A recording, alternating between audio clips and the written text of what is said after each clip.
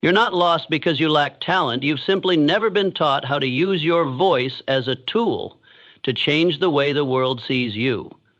In seemingly small moments, a greeting in the elevator, a presentation in a meeting, a single opinion spoken in a crowd, what shapes the first impression is not your IQ, not your degree, but the way you speak. Your facial expressions might catch attention, but it's your voice that makes people stop and listen or walk away within the first few seconds. That's not luck or inborn charisma. It's a skill, and skills can be trained. In a fast-paced society where people judge you within seconds as either credible or forgettable, speaking intelligently is no longer a bonus, it's a baseline requirement. You walk into a meeting. You haven't opened your file, listed your achievements, or even been asked a question. But within just a few introductory sentences, the person across from you has already made a quiet decision. You're someone worth listening to, or someone they can disregard. Why is it that some people draw every eye the moment they speak, while others are ignored even when they're right? Because they speak clearly, with structure and presence, not because they're better than you, but because they've trained a skill you once believed you lacked. This isn't just theory. Numerous studies, including those from Princeton and Harvard, have proven that humans form impressions of others within the first 200 milliseconds after hearing their voice. That means you don't get a second chance if you lose someone's attention right from the start. Tone, clarity, word choice, all of it forms your vocal signature, and that signature either opens doors or quietly closes opportunities you never even saw coming. Some people mistakenly think speaking intelligently means using academic words or sounding like a news anchor. No, speaking intelligently means speaking accurately, clearly, and most importantly, speaking truthfully without having to raise your voice. The more confident someone is in their thinking, the less they need to dress it up with flashy words. Their voice carries weight, not because of its volume, but because of the depth of meaning behind each sentence. This skill doesn't ask you to change who you are, to act, or to imitate anyone. It requires you to understand how the listener's brain works, that they listen because they feel guided, because they sense structure in how you present your ideas, because they believe you know what you're talking about and why it matters. Smart speakers don't clutter conversations with self-promotion. They steer them with clarity. You don't need a gifted voice to be sharp. You only need to master the art of pausing at the right time, choosing the right words, and conveying the right emotions. You don't have to speak much to be impactful. You just need every sentence you say to serve a clear purpose, to connect, to provoke thought, and to deliver a message others cannot easily ignore. There's a truth that's often forgotten. Listeners don't judge you by what you know, but by how you express it. A brilliant idea, when spoken hesitantly, vaguely, or without direction, will be misunderstood as lacking value. Meanwhile, a simple thought, if delivered with confidence and clarity, can shift the decision of an entire room. The problem has never been the content you have, but how you turn it into spoken words. And don't confuse being natural with being careless. Smart speakers don't speak off the cuff. They rehearse. They prepare. They understand that every time they open their mouth, they're creating a new version of themselves in someone else's mind. They don't let opportunities slip away in a string of like, or I'm not really sure. They respect silence. They know when to speak and when to stop, because they understand that in a noisy world, the ones who master restraint are the ones who get heard. Think of the leaders, speakers, and inspirational figures you've ever admired. They don't recite lines, they tell stories. They don't lecture, they lead thoughts. They don't scream to command attention, they just speak, and the world falls quiet to listen. Because they've turned the skill of communication into part of their identity, and so can you. All great change begins with one small thing: awareness. Once you realize that speaking well is not out of reach, but right in your hands, you begin to take control of how others respond to you. You don't need others to hand you credibility. You can build it, one word, one sentence, one conversation at a time. Instead of retreating when you feel like you can't speak well, you need to walk into that space with the mindset of a disciplined student.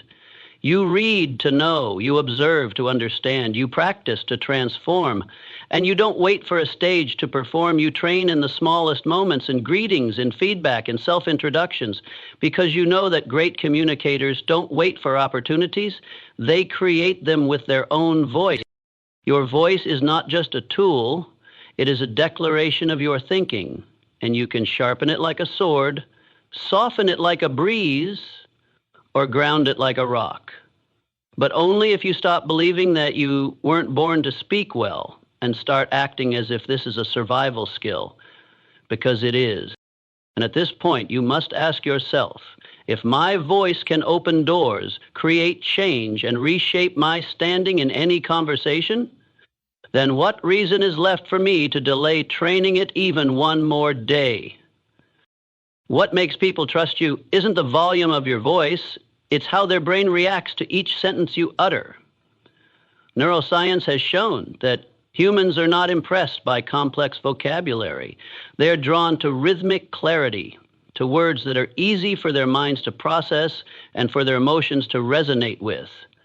The more coherently, purposefully, and rhythmically you speak, the more the listener's brain perceives you as trustworthy, intelligent, and credible. This isn't about the art of public speaking. It's a biological reflex. The human brain doesn't seek complexity, it seeks structure. When it hears a steady voice with natural pauses and accessible language, it releases dopamine, the neurotransmitter that creates a sense of pleasure. That's why you instantly like someone the moment they start speaking, or feel uneasy with someone who rambles, speaks too fast, or lacks pauses. It's not the content that puts people off, it's the way their brain is forced to work too hard to keep up. And in an age where attention is a precious currency, anything that makes the listener work to understand is quickly dismissed. Neuroscientists at the University of California found that the brain receives language more effectively when it's delivered with steady rhythm, natural intonation, and well-placed pauses. This explains why top TED Talks are never rushed.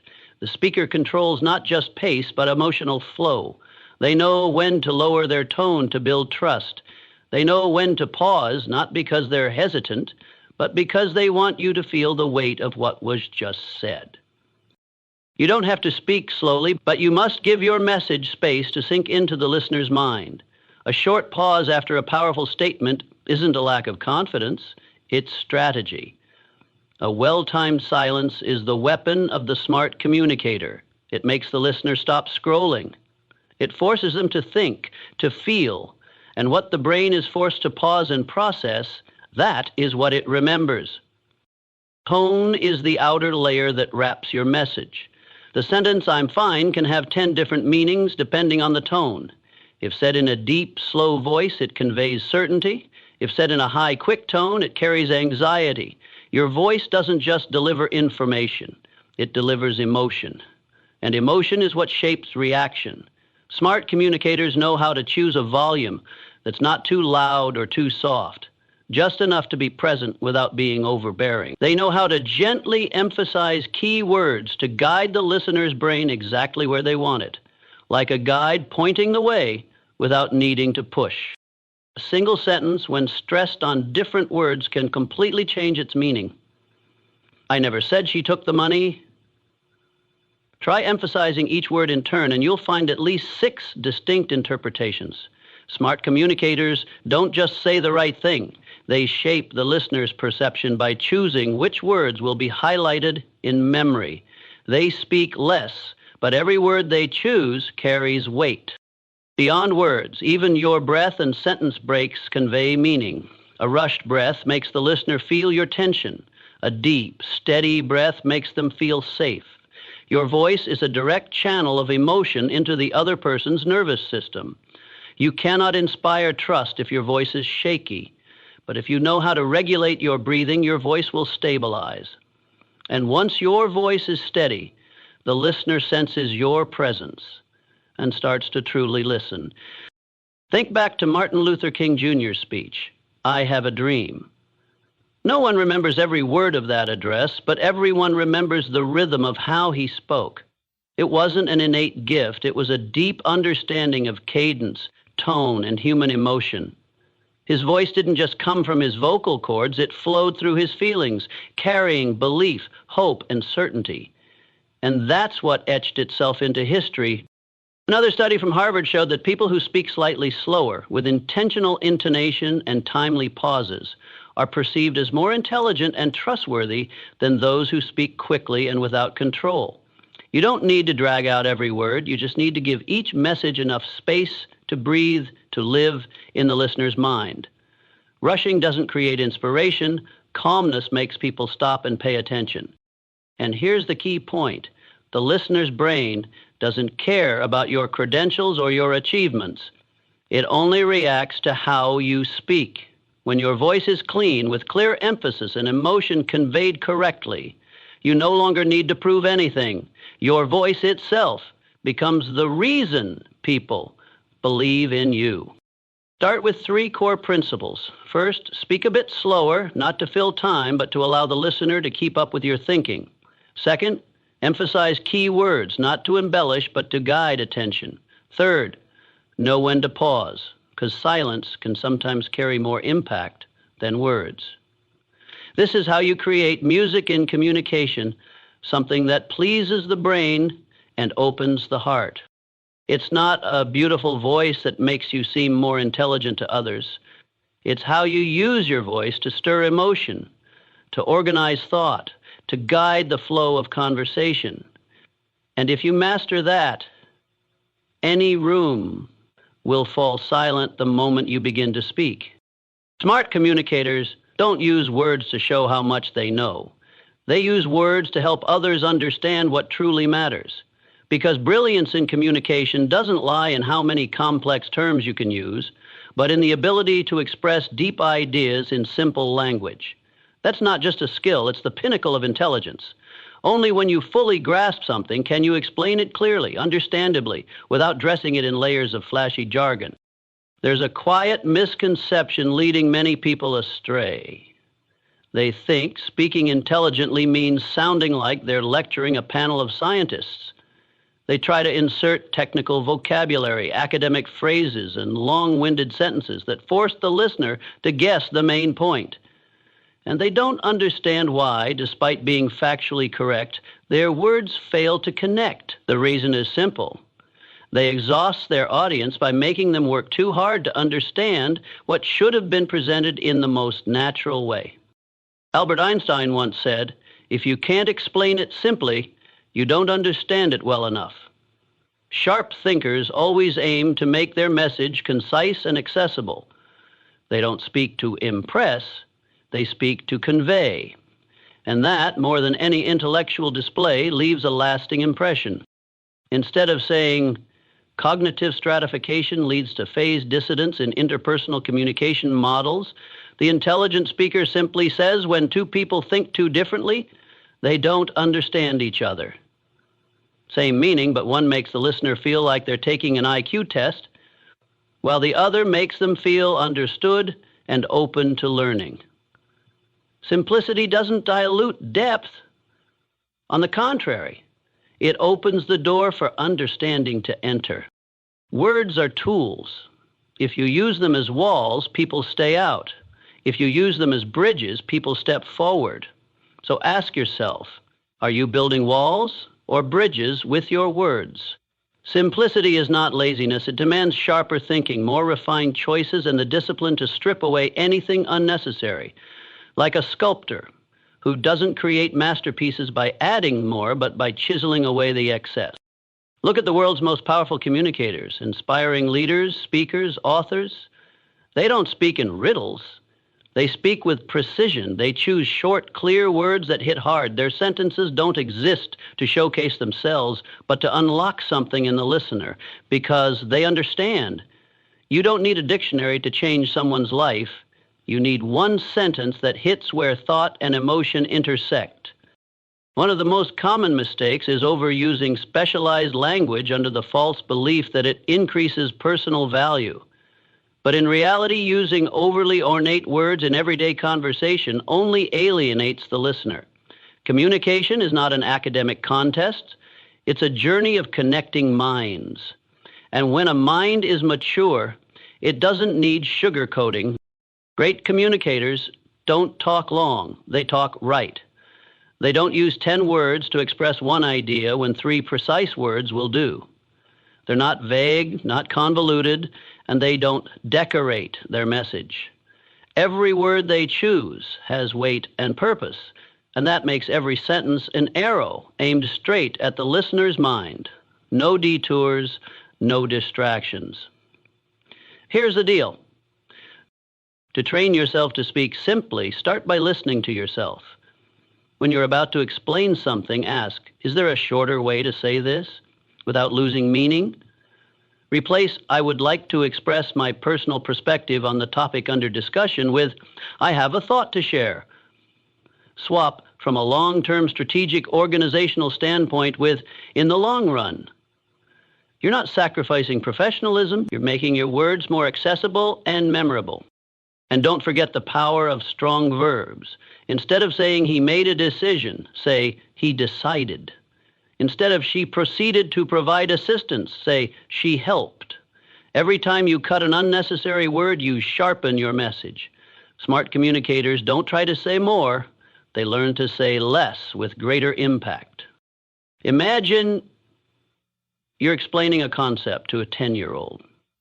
If you can't make them understand, it's not because they lack intelligence, but because you lack clarity. And in communication, clarity is the strongest weapon. You can say 100 clever things, but it's the one sentence that's simple and perfectly timed that will stick in the listener's mind. Simplicity doesn't make you seem less intelligent.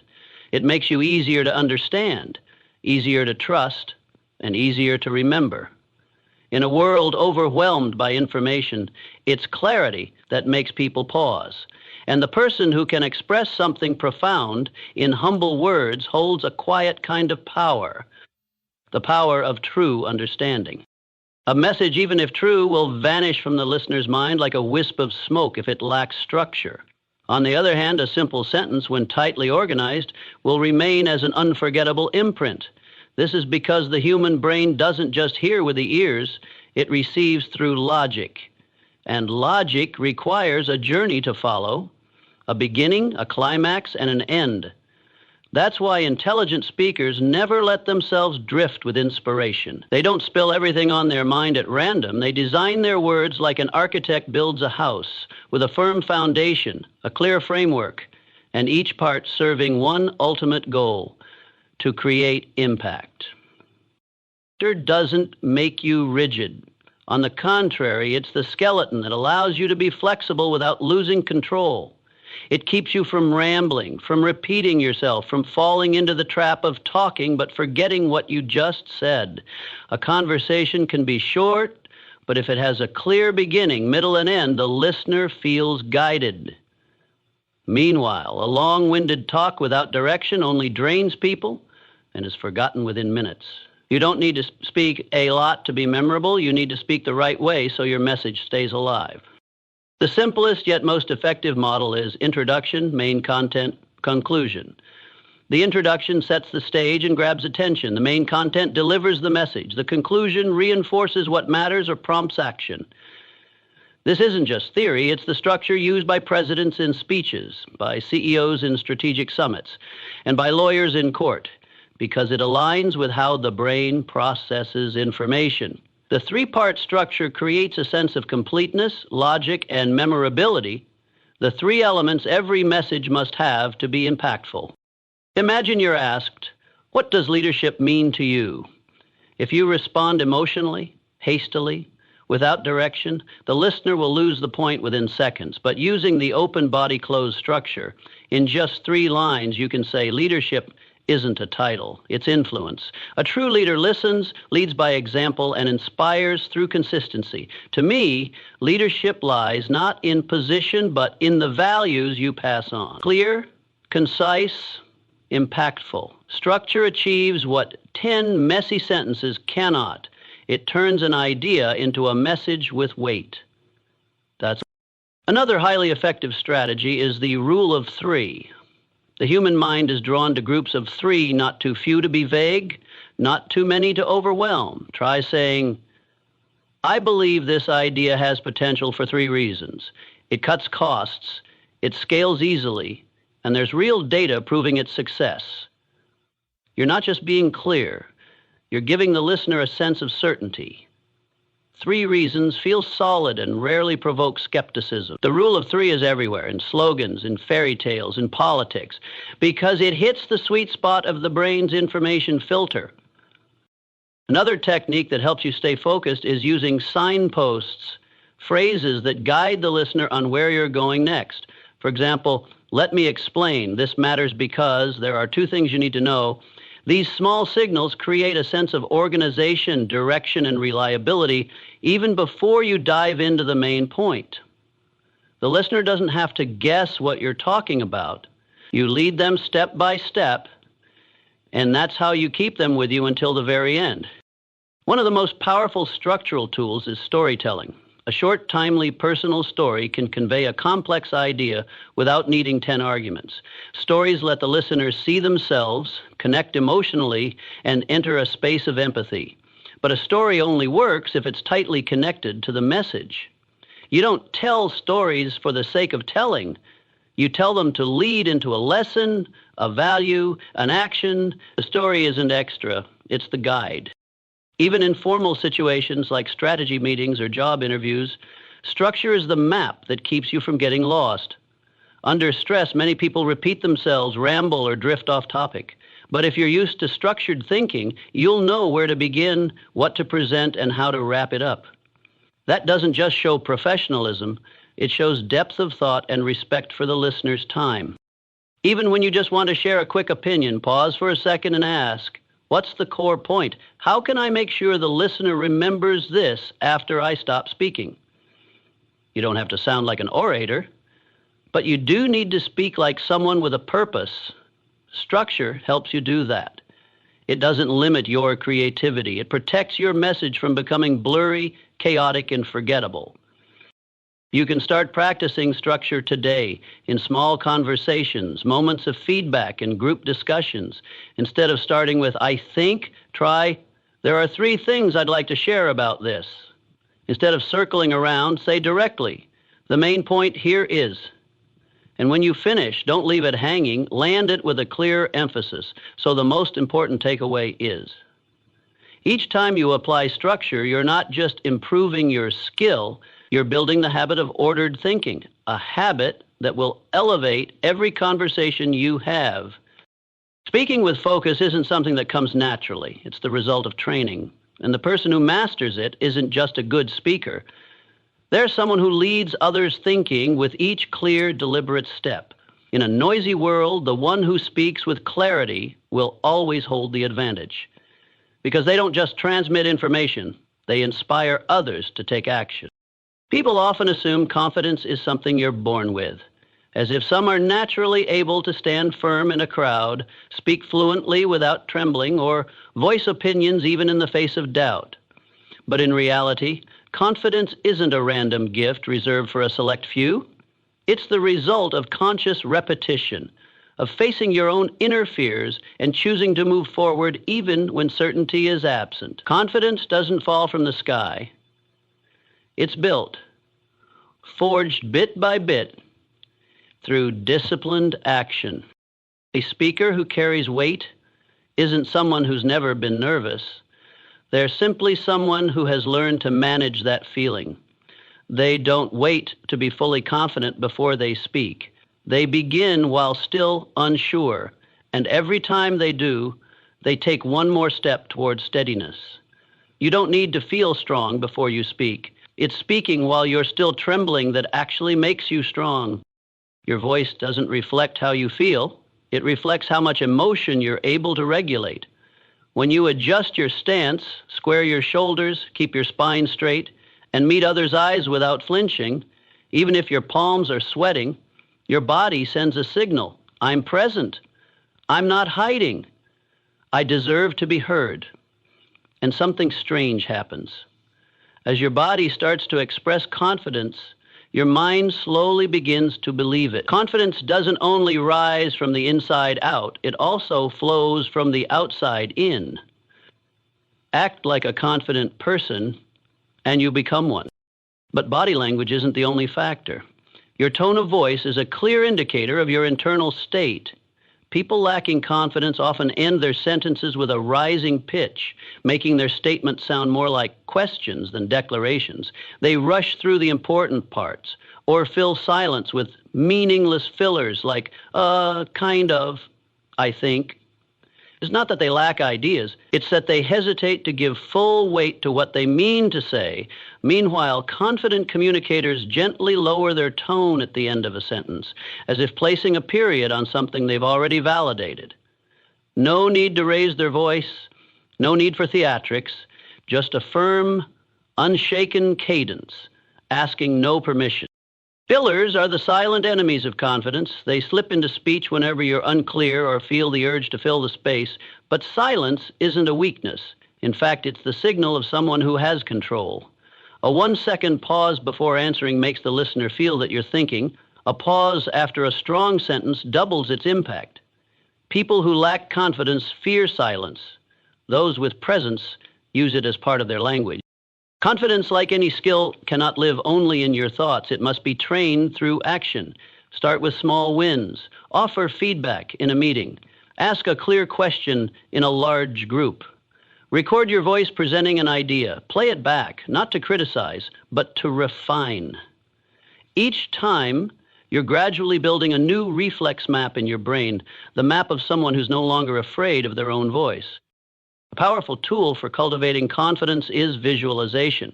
Before a crucial moment, take a few minutes to close your eyes and imagine yourself speaking clearly, calmly, with impact. Feel your body standing firm. Feel the gaze of others listening attentively. Visualization isn't daydreaming. It's how you rewire your nervous system, helping it perform better in reality. The brain doesn't strongly differentiate between vivid imagination and lived experience. If you see yourself succeed enough times in your mind, your body will begin to act as if it's already familiar. And yes, there will still be moments you tremble. Your hands may still go cold. Your throat might tighten. But rather than seeing those as signs of failure, see them as proof that you're stepping outside your comfort zone. All expansion comes with tension. But those with resolve don't retreat because of it. They keep going and let their action redefine who they are. Most importantly, don't wait for others to validate you before you begin trusting your voice. Self-belief cannot be borrowed. It must be built from within. Every time you dare to speak up for what you believe is right, even if others disagree, even if your voice isn't perfect, you're reinforcing the foundation of your real presence. People aren't moved by polish. They're moved by focused authenticity. Confidence isn't a feeling of ease. It's a commitment to show up, even when things feel uneasy. And if you're willing to train, if you're willing to endure the initial discomfort in exchange for long-term stability, you'll realize you no longer speak to ask for permission to exist. You are fully present in every sentence, every breath, every moment. Great communicators aren't the ones who speak the most, but the ones who know how to listen. In a world growing louder with people trying to speak faster, longer, and more impressively, the person who's willing to sit down and truly listen becomes rare. And that rarity holds immense power.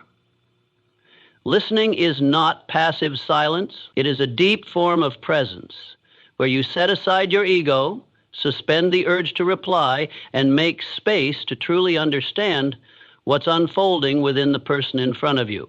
And it's that unspoken empathy that earns you more respect than any sharp argument ever could. People often admire good speakers, but in reality, they trust good listeners.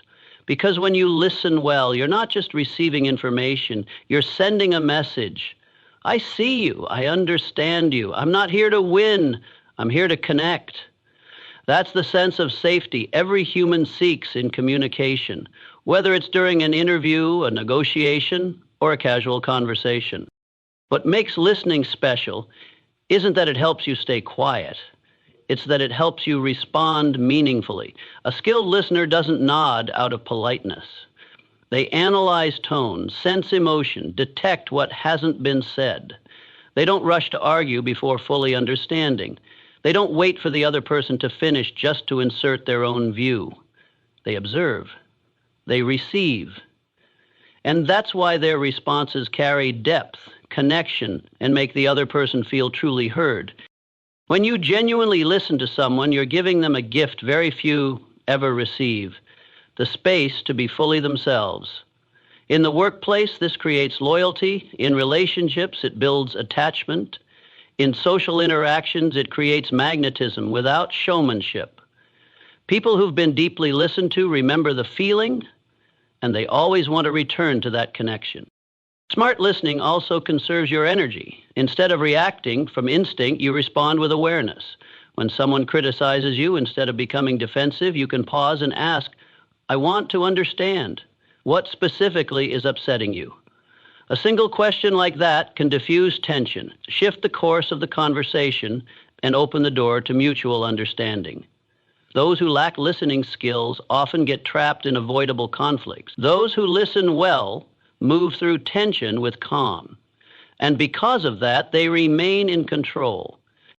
In interviews, the best speaker isn't the one who lists the most achievements, but the one who stops to listen and identifies what the employer is truly looking for, then responds strategically. In sales, good listeners don't pitch from a script, they sell with intuition, hearing the unspoken needs. In personal relationships, deep listeners make others feel seen, and that sensation is stronger than any gift. Listening is not waiting for your turn to speak. It's being fully present in the moment. Put down your phone, look up, make eye contact. Listen not just with your ears, but with your eyes, your attention, and your emotional awareness. And when they pause, don't rush to reply. Reflect with a simple sentence. So what you're saying is, or I hear you, that must be a lot to deal with. These are not argumentative responses, they are affirmations, and they heal more than any defense ever could. Someone may be articulate and eloquent, but without the ability to listen, they will soon burn out in communication, because no one wants to talk to a person who's just waiting for their turn. Smart communicators use 50% of their energy to observe, 30% to sense, and only 20% to speak. That's why every word they say lands, because it's born from understanding, not the need to perform. If you want to begin building this skill, try it in small conversations. When someone speaks, stay silent and give your full attention to their rhythm, emotion, and the meaning behind their words. Don't interrupt. Don't offer advice too soon. When they're done, respond with something that shows you truly heard. Nothing fancy, just something honest. Then, if appropriate, ask an open question. Would you like me to share my thoughts? Just asking that creates a sense of respect, a form of soft power that few know how to wield. The world isn't short of great talkers, but it's deeply lacking in deep listeners. And that's why listeners always hold a special place. They're not loud, yet people remember them. They don't seek to win, yet they earn trust. In communication, sometimes you don't need to say a word to be heard, you just need to listen, to be remembered. It's not weak ideas that strip away your influence, it's how you water them down with unnecessary words. Phrases like, I just think that. This might sound silly, but. Or, I'm not entirely sure, but. Don't appear because you lack information, they appear because you haven't yet trusted yourself enough. And every time those phrases slip out, you're silently apologizing for your presence, lowering your value before anyone even has the chance to respond. That's how many talented people unknowingly turn their voice into a faint, forgettable echo. Smart communicators don't ask for permission to speak. They speak with respect, first and foremost for themselves. They don't fill space with, kind of, or basically, because they understand that silence carries more strength than meaningless sound. These filler words aren't a linguistic problem, they're symptoms of internal uncertainty. When you don't know exactly what you want to say, you buy time with noise, and it's that very noise that makes listeners tune out. Imagine someone presenting an idea in a meeting. I just wanted to share something. It might not be very clear, but I think maybe we could kind of try another way. The content might be valid, but the voice lacks conviction. Every word is wrapped in defense. Every sentence waits for approval before daring to continue. Now compare that to someone who says, I propose we try a different approach. Here's why. The difference isn't in the data, it's in who commands their language. Weak language doesn't just show up in fillers, it hides in your openers too. The phrase, I'm not an expert, but, immediately cuts your authority in half before you even begin. This might sound a bit silly, but is self-sabotage in disguise. Ask yourself, are you sharing an idea or apologizing for its existence? Those who speak with impact aren't always right, but they're not afraid of being wrong, and because of that, they don't start with retreat. Instead of saying, I just have a quick point to add, say, I have one more point to contribute. Instead of, I think maybe we could try, say, I suggest we try this approach. These might seem like minor swaps, but they mark the line between someone hoping to be heard and someone others want to hear. Clarity doesn't come from content, it comes from how you bring that content into the open, without hedging, without softening your presence. Those who communicate powerfully don't try to sound impressive. They speak cleanly. They cut the excess, strip away the padding, and keep only what's necessary and strong. They don't use language as a curtain to hide insecurity. They use it like a precise blade to land in the listener's mind without ever needing to shout. And because of that, every sentence they speak hits directly. To do this, you must begin with awareness. Record yourself speaking in meetings, in presentations, or just when explaining an idea. Then listen back. Not to criticize, but to identify. Which words do you repeat unnecessarily? Which phrases drag on out of fear of silence? Only when you hear how you sound can you start shaping how you truly want to speak. The next step is mastering the pause. When you feel your thoughts aren't fully formed, instead of filling space with, take a deliberate breath and stop. A purposeful silence signals thoughtfulness, not awkwardness. Smart communicators don't fear the gaps, they use them as part of their message. You can also craft stronger openers for yourself.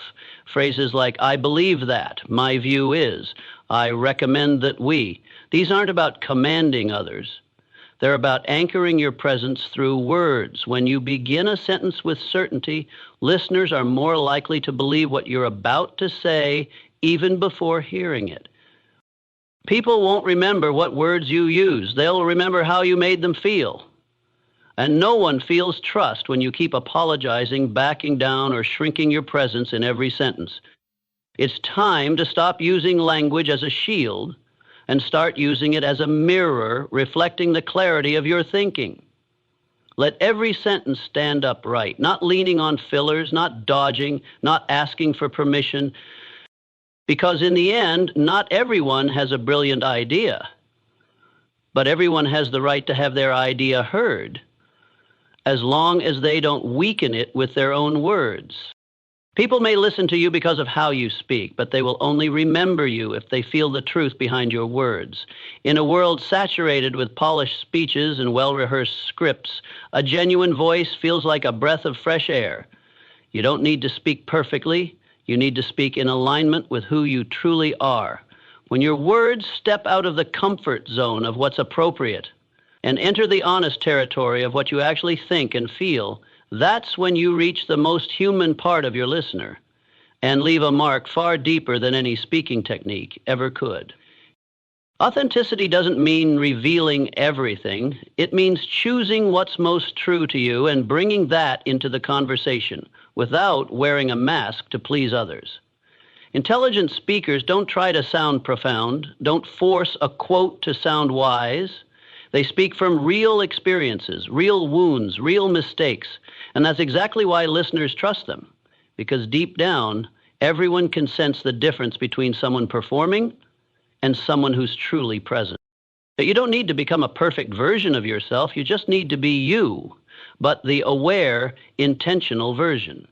When you say, I don't have all the answers, but here's what I've learned from my own mistakes, you don't diminish yourself. On the contrary, you show an inner steadiness, a place where you don't need to hide imperfection to be seen. People don't demand that you're always right. They just need to know that you're real. And often, a flawed but sincere message is more persuasive than a speech polished into emotional sterility. Authenticity also lives in your natural voice, not in trying to imitate someone else. A deeper pitch doesn't make you more credible. Speaking faster doesn't make you more decisive. What makes people stop and listen is your unique rhythm, a rhythm that carries not just words, but your spirit, your emotions, and your personal values. Charismatic speakers aren't compelling because they fit a perfect mold. They're compelling because they speak with a voice that hasn't been filtered for mass approval. Being authentic is not the same as being careless. It's the clarity to express what you think without disguise while taking full responsibility for its impact. Authentic people aren't reckless. They don't say everything that crosses their mind. They say what they believe with respect for both themselves and their listeners. And that's why their words don't wound. They open up space for deeper understanding. Here's an unexpected truth. The moment you stop trying to impress, you start to influence. Because at that point, you're no longer trying to sell something, you're simply sharing something you've lived. And in that flow of authenticity, your listener doesn't feel manipulated. They feel connected, and connection always precedes action. You don't need a dramatic, emotive voice. You need a message that truly lives inside you. You don't need to speak like a keynote speaker. You need to speak from experience that has matured in your own mind. So instead of talking about what you think others want to hear, begin with what you need to say.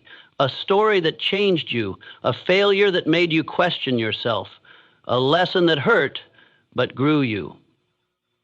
A spirit of simplicity. When you speak from a heart sculpted by lived experience, your words don't need to be long. They'll still linger. Remember, people won't recall every detail you said, but they will remember how you made them feel. And that feeling comes from the alignment between your words and your presence. When your speech, your eyes, your breath, and your energy all say the same thing, people can't help but believe you. Because they're not just listening with their ears, they're listening with their intuition. And intuition detects authenticity more clearly than any microphone ever could. Authenticity is also your declaration, I don't need to be like anyone else to have value. You don't need to change your tone. You don't need to alter your vocabulary. You just need to adjust your intention. Are you saying this because you believe it will make a difference? Or are you saying it to fit a mold? Once you stay loyal to your real intent, even if your delivery isn't flawless, even if your hands still shake, you will be heard. Authentic speakers don't control the room with tactics. They lead it with courage. They don't wow people with knowledge. They earn trust by having the guts to live and speak in alignment with who they really are. In a world where everything feels overly curated, truth, raw but graceful, becomes the most powerful differentiator. A person's communication skill isn't revealed when everything flows smoothly. It's revealed when the air tightens, the heart rate spikes, the throat dries out, and all eyes turn toward you.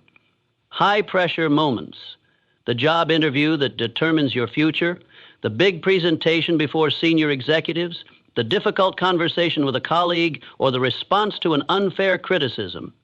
These are when your voice carries more than just words. It becomes a reflection of your inner strength, and the difference lies in one deceptively simple thing: preparation. Smart communicators don't wait for ideal circumstances. They prepare to stand steady in challenging ones. Because when pressure rises, you can't rely on logic unless you've trained your mental systems ahead of time. In moments of stress, you don't rise to your level of intention, you fall to your level of preparation. And that's what separates composure from chaos. Preparation doesn't mean memorizing answers. It means clarifying your goal, organizing your thoughts, and training the reflex of calmness. A good speaker under pressure walks into the conversation with three anchors clearly defined. What do I want this person to understand? What do I want them to feel? And what is the outcome I aim to achieve? When you have these three in place, you're not pulled around by emotion. You enter the moment with intention, not to control everything, but to remain present regardless of what unfolds. Before a presentation, don't just rehearse content, rehearse emotional steadiness. Close your eyes and visualize yourself standing in front of the room, voice steady, eye contact firm, each word carefully chosen. Picture yourself moving through the tension, saying what needs to be said, and walking away knowing you fulfilled your role. This isn't fantasy, it's cognitive priming, helping your brain familiarize itself with the situation so when the real moment arrives, it doesn't panic. The brain resists what's unfamiliar and relaxes when it recognizes a scenario. Smart communicators under pressure don't speak faster to escape discomfort. They slow down because they know speed is the enemy of poise. They use short sentences, clear words, and well-timed pauses. That deliberate pace doesn't just help the audience follow, it helps them regain their own breath. In heightened emotional states, controlling the speed of your voice is how you regain control of the space. If someone becomes aggressive, instead of reacting defensively, the composed communicator pauses and asks a question. I hear you're really dissatisfied. What's most important to you right now? A single question like that can shift the energy from confrontation to dialogue. When you respond with curiosity instead of counterattack, you not only de-escalate tension, you reclaim the position of leadership in the conversation. When asked a tough question, don't rush to answer just to fill the silence. A short pause to think won't make you look weak. It shows the listener that you're thoughtful and respectful. People who speak in a hurry often dilute their message. Those who know how to slow down and respond with precision and timing are perceived not just as intelligent, but as composed under fire. In a tense dialogue, your voice isn't a weapon to win. It's a tool to maintain balance. You don't need to raise your voice to be heard. You only need to maintain a steady tone, consistent pacing, and unshaken eye contact. Others will regulate their emotions in response to you if you maintain a grounded frequency. But if you let their tension sweep you up, you've handed over the steering wheel without realizing it. Practice is the key. You can't wait until you're in the storm to learn how to stand still. Train in small scenarios. Practice speaking clearly when interrupted. Practice staying calm when questioned. Practice taking a breath before you respond. Practice writing down 3 key points and delivering them 3 different ways. Every repetition brings you closer to the version of yourself who can communicate powerfully, even with a racing heart. And finally, remember this. What people carry with them after a difficult conversation isn't the exact words you used. It's the feeling you left them with in the most intense moments. Did you show them calm they could trust? Did you maintain respect despite disagreement? Could you stand in the fire without burning yourself or the person across from you? If so, then you're not just a good speaker. You are a true communicator, one who creates lasting influence where it matters most. Persuasion isn't about getting people to do what you want. It's the ability to help them voluntarily shift their mindset, attitude, or behavior without feeling manipulated. The difference between pressure and influence lies here. One pushes with force, the other opens doors with finesse. That's the essence of masterful persuasion. No coercion, no control, just clarity, sincerity, and focus. If you want to influence someone, start by making them feel heard. Entering a conversation with the mindset of I must win is the fastest way to lose, because the moment your ego takes the front seat, connection takes the back. People instinctively resist when they feel imposed upon, but if they sense that you genuinely care about what they think, that you're open to understanding the reason behind their resistance, that you take time to clarify what's unclear to them, you unlock their willingness to change without ever needing to push. For an idea to be accepted, it must pass through 2 gates, logic and emotion. Smart communicators don't just explain with reason. They guide listeners from feeling to awareness with emotional clarity. They don't say, "You're wrong." They say, "I used to think that way too." And from there, they share a personal experience that shifted their view, allowing the listener to feel like a companion on the journey, not an opponent. That sense of shared ground lowers the walls and opens the mind. Skilled persuasion rarely leans on phrases like "I think" or "I believe." Instead, effective communicators center the listener. Have you ever felt this way? Do you notice this happening to you? This might make your days feel less draining. These open-ended questions place the listener at the heart of the dialogue, and when they feel that what you're offering benefits them, agreement becomes far more natural. Influence doesn't require many words, just the right ones at the right moment. One well-timed sentence can untangle an entire conflict. One steady glance can neutralize rising anger. Influential people don't try to control conversations. They guide the space through grounded presence. They don't force anyone to change, but when they speak, others feel inspired to change themselves. No lasting influence is built on fear. Anything you compel through pressure might work short term, but it leaves behind hurt, doubt, even hidden resistance. On the other hand, when you make people feel seen, understood, and trusted, they want to hear you again. And from that moment on, your influence stretches far beyond that one conversation. It enters their thinking, their feelings, and eventually their actions. What matters most isn't what you say. It's how you make them feel after you've spoken. Did they feel uplifted, empowered to choose for themselves? Did they feel you were a companion, not a commander? If yes, then you weren't just persuading, you were sowing deep, rightful influence. People with true influence don't silence opposing views. They listen, distill, and respond with respect. They don't say, "I'm right, you're wrong." They say, "We might both be right, just from different angles." That recognition softens opposition. It tells the other person they're not being erased. They're being invited into a real discussion. And once they feel invited, you no longer have to drag them in. Don't confuse aggression with strength. A loud voice doesn't create deep impact. What changes someone's thinking isn't domination. It's the subtle way you frame a question. One well-placed inquiry can open up an entirely new horizon. One intentional pause can shift more than a lengthy argument ever will. Those who truly influence don't strive to prove. They awaken what already exists within, but has yet to be stirred. To persuade without pressure, you must be firm in mindset and gentle in delivery. Don't get swept up in emotion. Don't slip into debate. Don't cling to being right. The goal isn't to win the logic war. It's to invite natural alignment, and that's only possible when you stop seeing the other person as a barrier and start seeing them as someone in a different stage of understanding, needing guidance, not correction.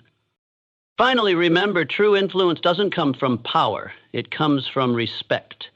When you respect your listener, even if they don't yet agree with you, you plant a seed that may bloom tomorrow. When you step back instead of pushing harder, you create the space for them to step forward on their own. And that's the most sustainable form of persuasion, not through words, but through character. People don't remember data. They remember emotion. They aren't moved by sharp logic the way they are drawn into a story, a space where they see themselves struggle, survive, and grow.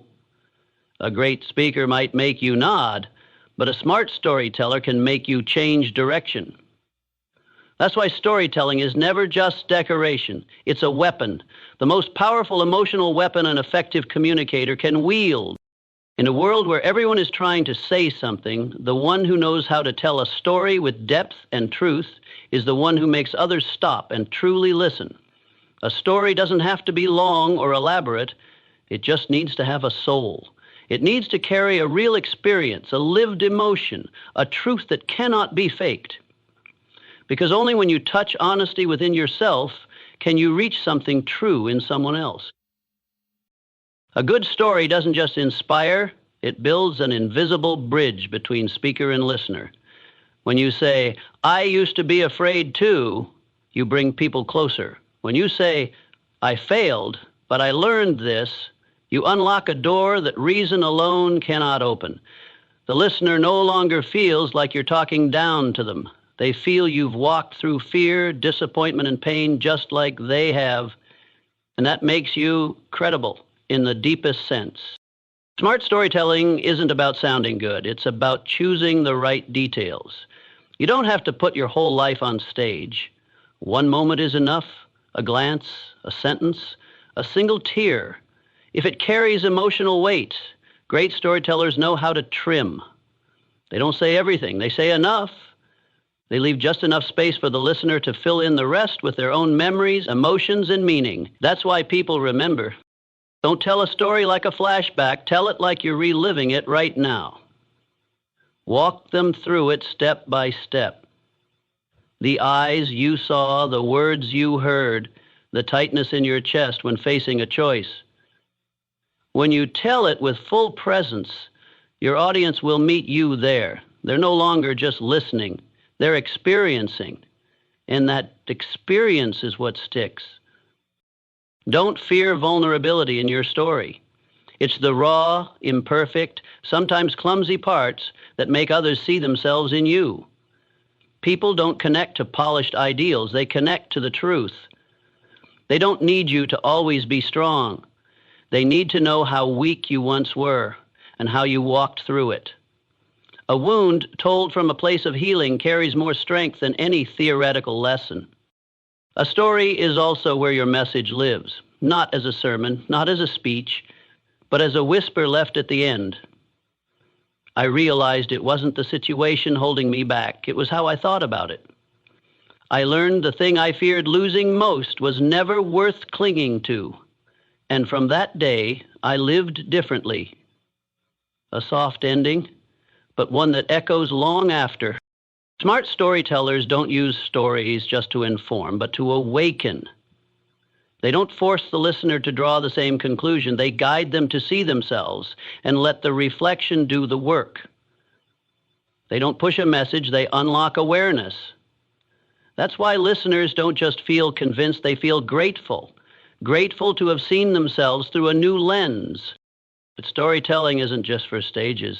It's a tool for leading meetings, persuading partners, inspiring teams, bonding in relationships, parenting, healing, and above all, connecting human to human. One well-timed story can shift the direction of a lost soul.